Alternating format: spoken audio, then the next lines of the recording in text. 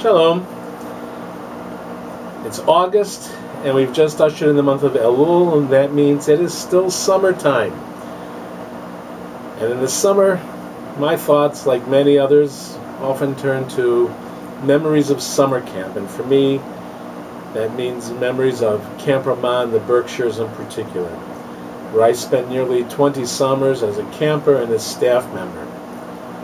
And I remember one particular time in my first summer on staff as a madrich, as a counselor, when I needed to discipline a camper, and I threatened to dock him from canteen. My advisor overheard that conversation and sat down with me and suggested that perhaps we take a look at a pasuk, a verse from that week's parasha, Parashat Shoftim, which is this week's parasha. It's the most famous verse there is in the parasha.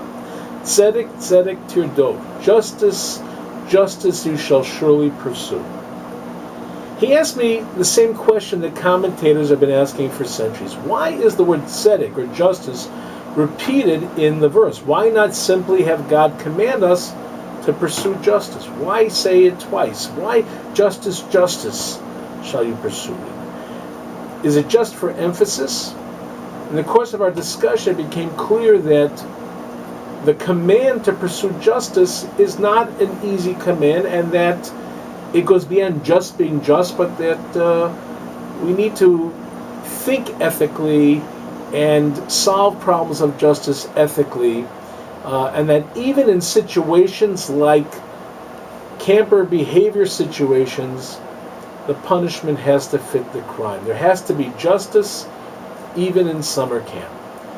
Docking a child from canteen might not be the best way to teach a child a lesson, and it certainly wasn't the appropriate disciplinary action for the situation at hand.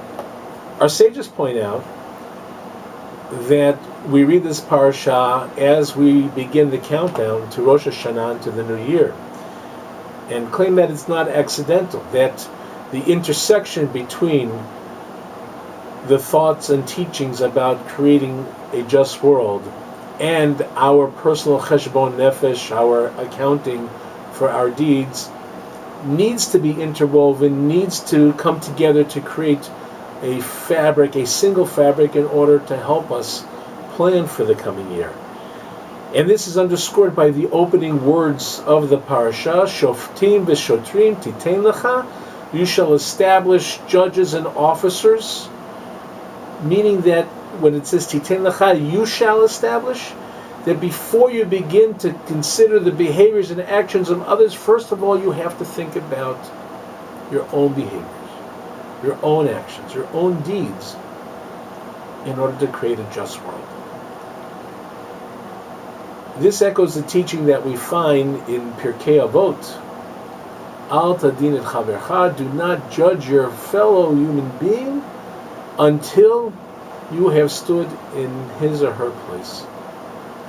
These are great guidelines for us as we consider the coming year and think about how we are going to make this a better year, not only for ourselves, but by reinventing ourselves and correcting ourselves so that we will have greater impact on the world in which we live.